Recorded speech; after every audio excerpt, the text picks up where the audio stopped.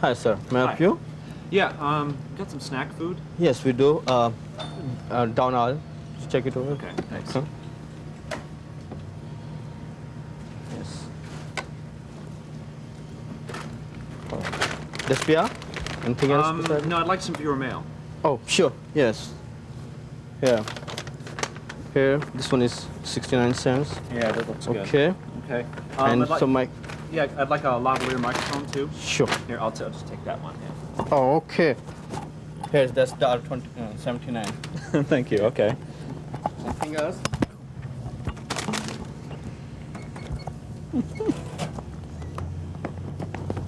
That's $5.59.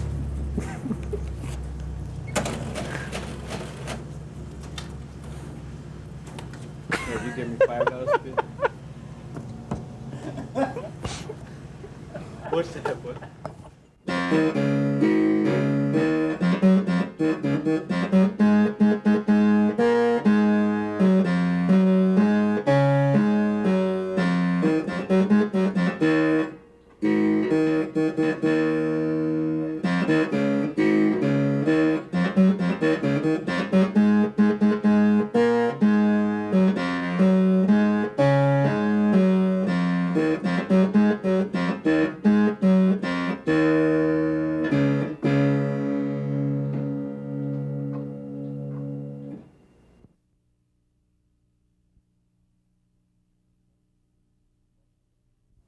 Good evening, and welcome to This Week in Joe's Basement. I'm Joe.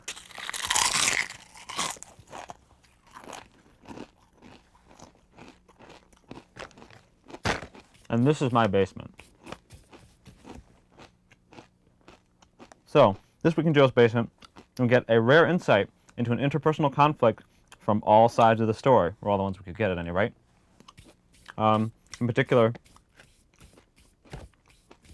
my crew went out and got wasted and got in a little trouble at a local bar, and got involved with some young lady, and we get to find out the whole story, which is sort of the point of fascination here This Week in Joe's Basement. But first, some viewer mail. We got a letter from our old friend Skid Marks, a heavy metal band from the southwest side, perhaps the oldest and most fanatical of Joe's Basement fans, who sent us a picture of their group in their basement. And they write to us as follows. Hi, Joe. I'm sitting, sorry, pen ran out, in my basement, watching the tape of your last show with the rest of the band and the neighbors during the Bulls game. Well, you've done it again. Yes, we tape your show. You've amazed your fans by making us trip out by being amused and using our brains, whatever brains we may have left. We love the Buttman, and we would like to have him open for us at our next gig. Be a bit of a practical problem since he exists only as a video effect, but we'll see what we can do. We love it when the old man, who we think looks like Charles Manson's dad, says, we had to live with the fucker. And of course, the phone calls. If you're looking for a new idea, how about a show from another basement, someone in the audience? We think our basement is the wildest in Chicago. No small statement. We dare you to do a remote from our place to see someone else's basement. This is the ultimate party basement. How about it? Well, the paper is ending now. Well, call us if interested. Skid Marks, loyal fans, bye. Thank you, Skid Marks. Only a moderate number of remarks to getting wasted in that one. Deb Paulson, another loyal fan and former and frequent letter writer, writes, Dear Joe, trying to contact you on the phone was an experience similar to trying to contact Ticketmaster to buy U2 tickets, totally futile. My suggestion for This Week in Joe's Basement, another field trip. I'd like to see you do a bungee jump. They're all the rage at suburban festivals. There's probably one conveniently located near you. Come on, Joe, if you will, I will. As ever, I remain adventurously yours, Deb Paulson. Nice suggestion, Deb, but you first. Okay, we got a letter from him, our another loyal letter writer who used to write us every single week telling me what was wrong with the show and refusing to sign his real name, only him. And first he writes about our call-in show, which I got a little dirty here. Sorry about that.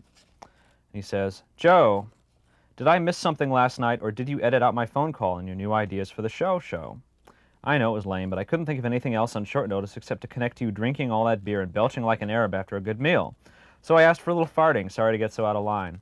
Of course, I forgot that all Joe's Basement viewers have clean pants every day of the year. Excuse me for living or breathing or farting, but especially farting. I will stop right now. Soon you will be able to see me high over Oak Street Beach, flying along next to the Fuji blimp, only larger. Yours in clean air, Him, from Himsville, Illinois. Another gem from our friend with no name, Him, who follows that up with a comment on last week's show, episode 47, Song of Myself. Joe, many cops are assholes. This is probably either spontaneous or probably into my story about an encounter with a policeman as an adolescent. The question is, did they start out that way, or did copping make them that way? More later on this, Him promises. Concerning your liquid nitrogen bomb story, I feel that we should all refrain from putting glass in the lake. Him. All right, Him. Well, he's responding to, again, last week's episode, Song of Myself, in which I gave a story where I was caught by a policeman for setting off something I call a liquid nitrogen bomb in Lake Michigan, and not to lose sight of the forest for the trees, but there is no glass, in fact, used in this. The way you make a liquid nitrogen bomb is you get nitrogen at temperature cool enough for it to be a liquid, and you pour it in a 2-liter Coke bottle, which is made of plastic. You seal the 2-liter Coke bottle, toss it into some water, and eventually enough pressure builds up in the 2-liter Coke bottle to detonate it like a bomb. It's pretty cool, makes a lot of noise. And you can either set these off straight, or you can also make cannons out of them by stuffing them in a barrel and putting something large enough to plug the barrel, and capping bottle and running away. Anyway, so this week in Joe's Basement, we're going to look at all sides of the story of a particular spontaneous human conflict that ruined this weekend's shoot. You see, some of my crew went out to get wasted while I was sitting at home writing the script for this week's shoot.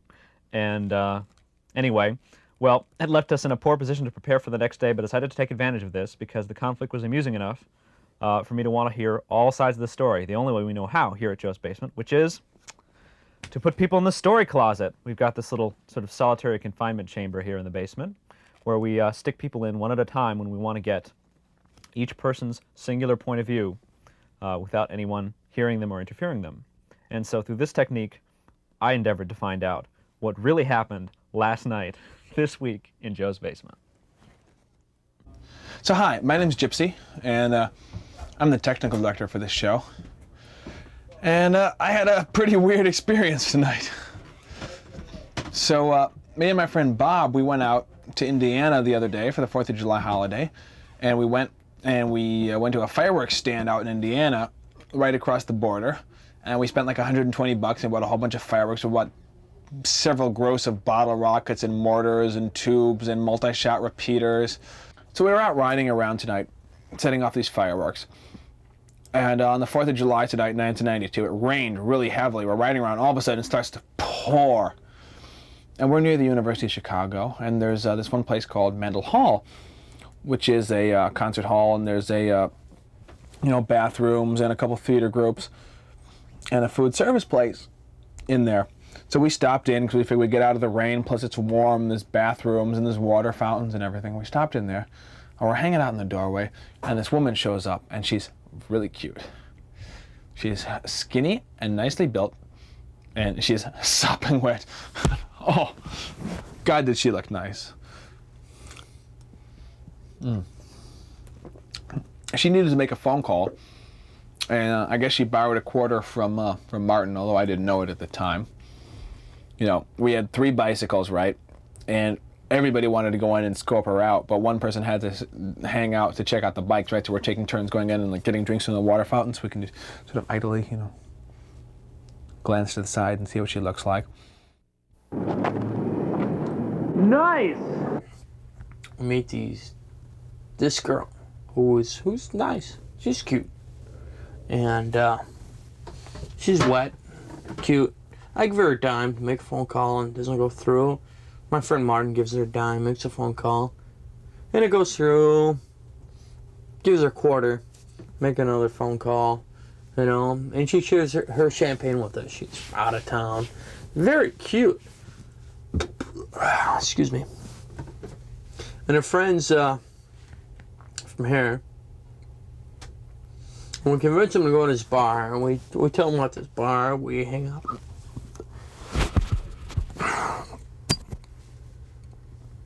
Called the Cove.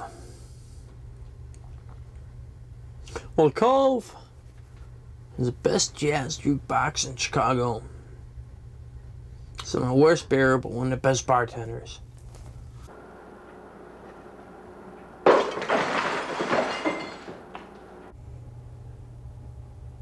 Hi, my name's Karen. I'm from Baltimore, and I'm visiting my friends Julia and Alice in Chicago.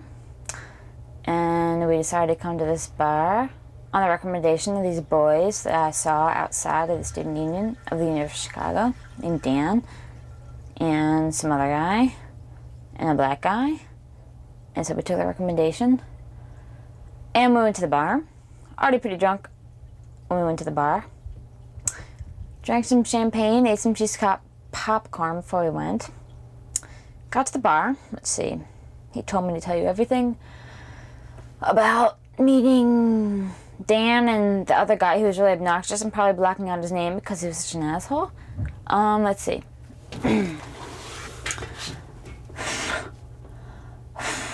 Tell you everything that happened. Okay. Met Dan. Thought he was a nice guy. A little weird. I thought that was weird. They were hanging out outside of the Student Union, just hanging out. Told me they had their bikes in there. They weren't waiting for a ride or anything, just hanging out. So it was kind of weird, but I didn't really care. I went to the bar, and the reason I say bar is so weird is because I've been hanging around people from Chicago, and they all say bar and car and this really weird Chicago accent. But anyway, at the bar, we're drinking a little bit, and this friend of the guy I met named Dan, who looks like Kurt Vonnegut with a weird mustache, poofy hair, plump, not bad looking, just weird, did not turn out to be a very nice guy. He got wasted, and I mean, I personally have nothing against getting wasted because I personally am wasted right now, but he turns into a real asshole when he gets wasted because he called me a bitch and a wench, and I thought that was totally uncalled for because I'm not against personal insults, really, but insults have to do with the person's sex or race or something like that. Gets on my nerves, and the terms bitch and wench just piss me off.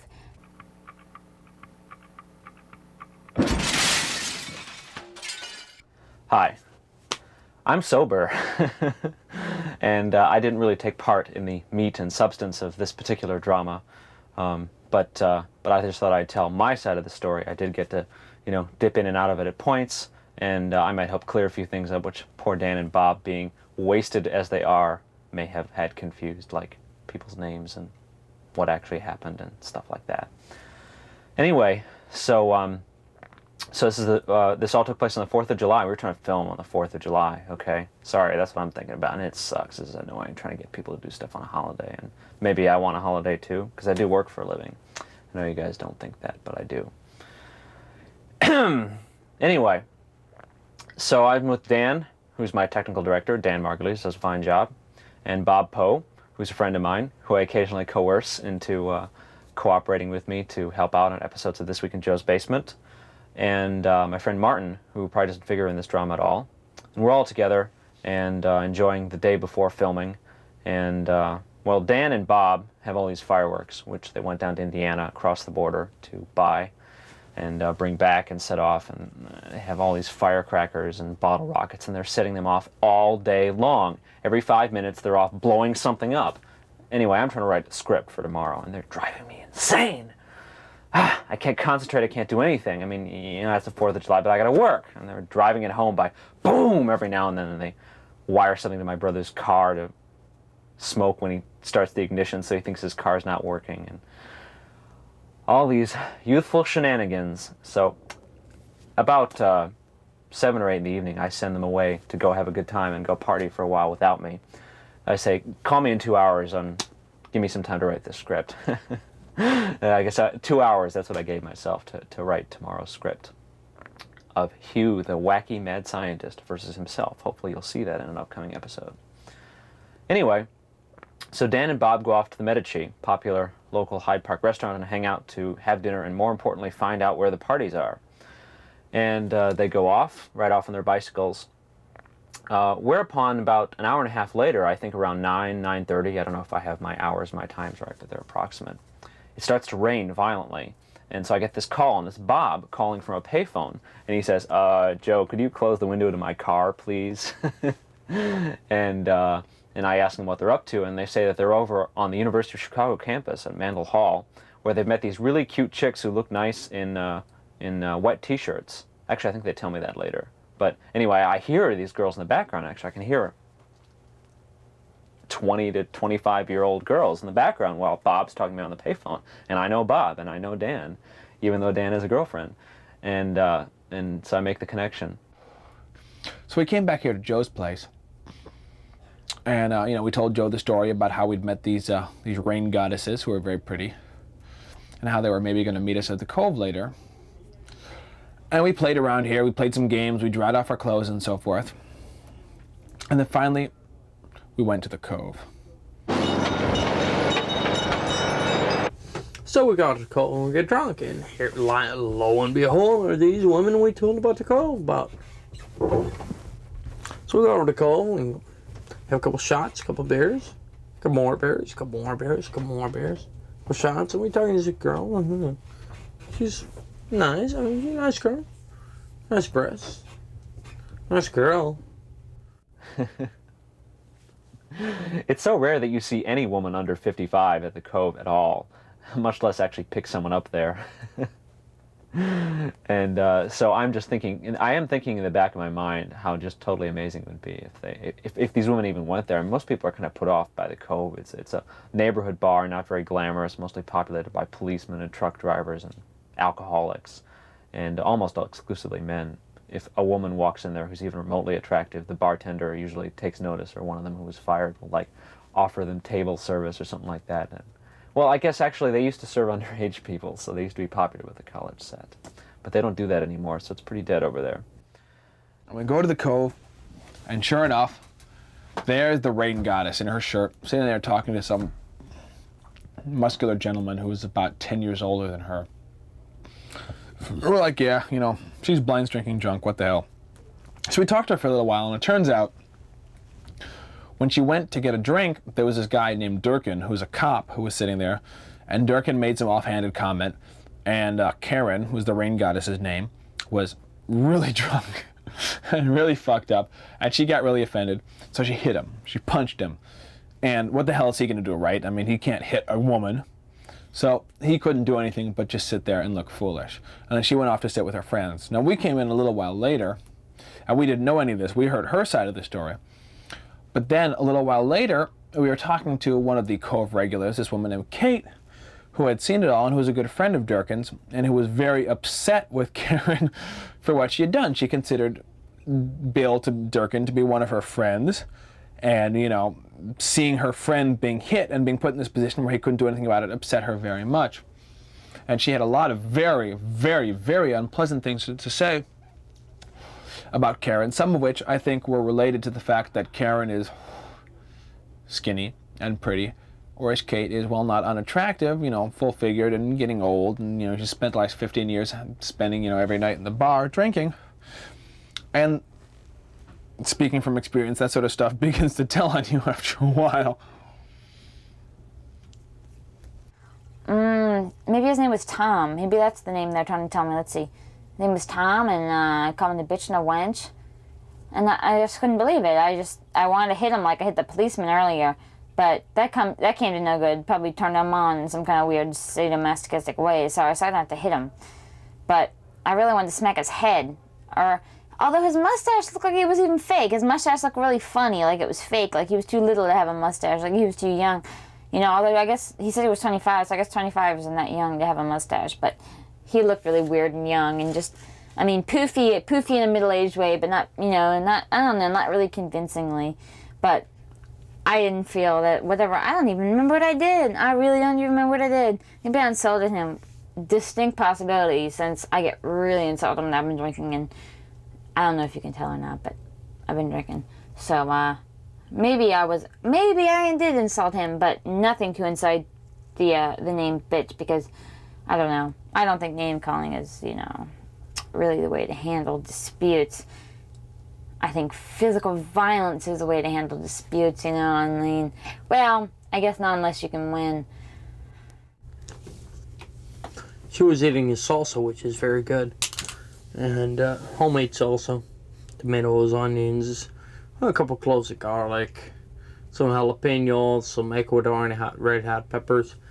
And I said, yo, bitch, could you pass me the chips? Or something similar to that, Could you pass me the chips, bitch? Something like that. And she got very offended by that. I don't understand why. And she took off, started whining and etc., like they do sometimes.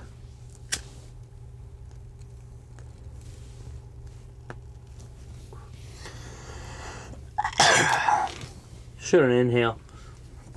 But I ran up to her and I said, I didn't call you a bitch. I called you a bitch. B-Y-T-C-H instead of B-I-T-C-H. And then she slapped me. And I don't understand the rest of the story. But, surely I must go home sometime.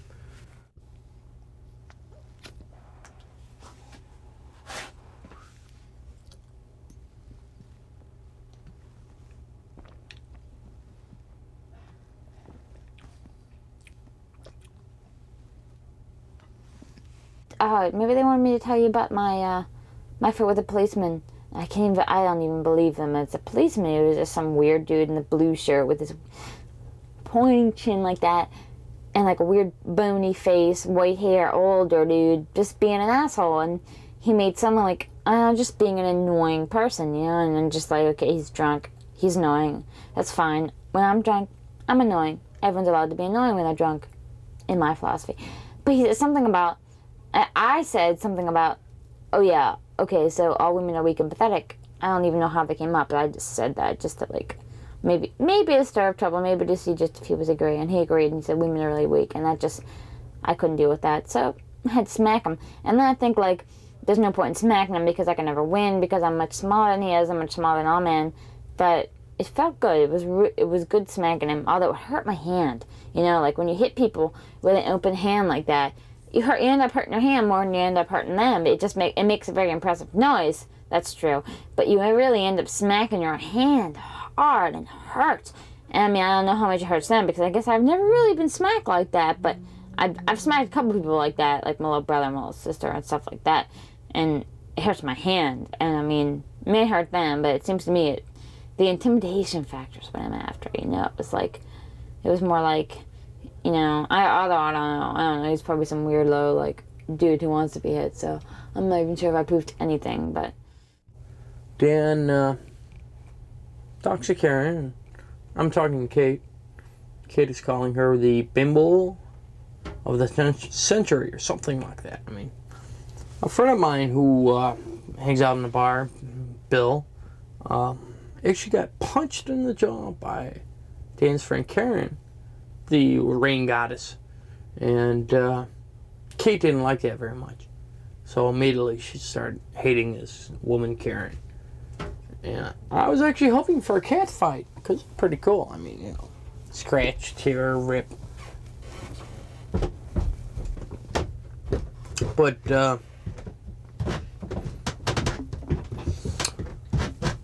didn't get what I wanted. So Dan and Bob are at the Cove, and it's hours later. Actually, it's like 1:30 in the morning. I hear from them again.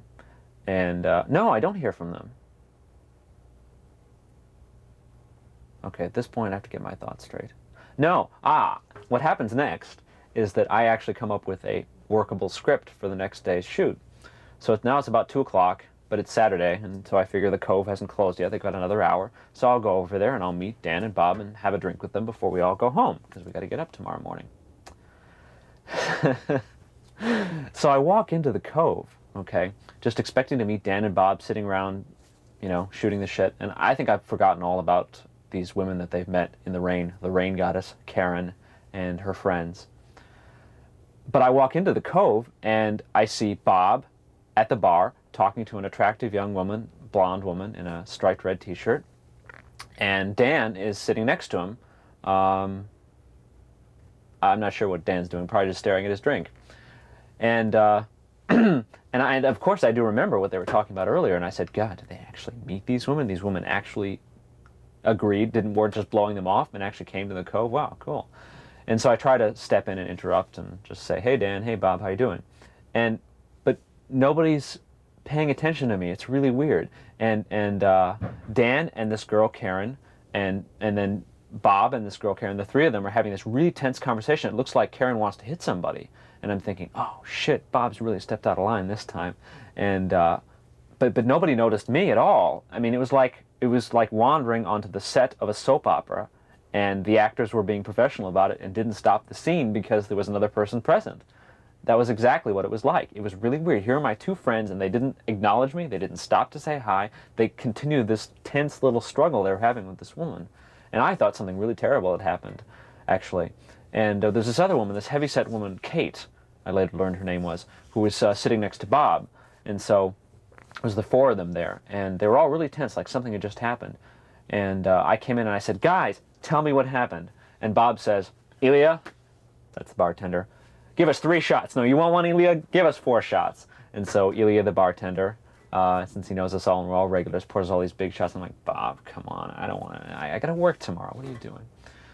So Ilya pours us these 3 shots, and I'm like, I'm thinking what's going to happen to my capabilities as a director the next morning if I drink this enormous shot of strong whiskey.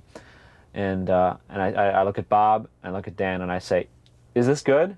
Is this a good story? Okay. Am I going to be amused when you tell me this? Because if I am, I will drink this. And Dan assures me it'll be fine. And Bob says we got to adjourn to another table.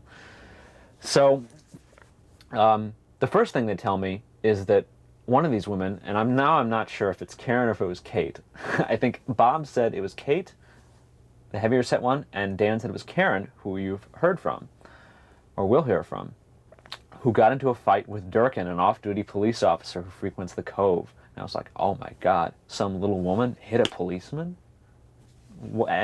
And I thought Bob was hitting on her or something like that, and she was all tense. And then Dan said, no, she's having a good time. And Dan calls Karen over, and she says, hi, Karen, how you doing? I'm thinking, I just saw Karen be really pissed at Bob a moment ago. I'm thinking she must be gone by now.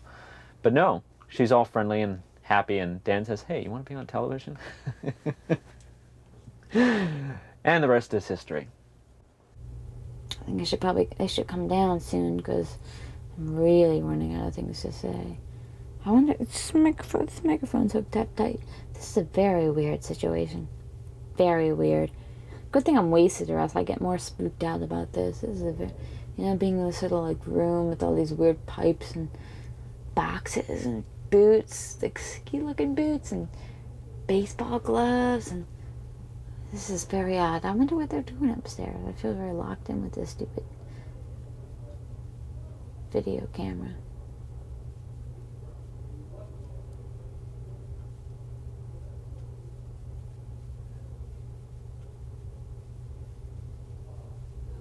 I do want to tape this, that's for sure.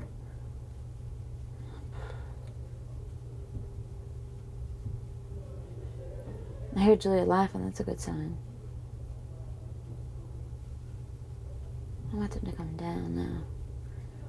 Getting kind of creeped out. It's almost 4 in the morning. Can't believe I stayed up so late.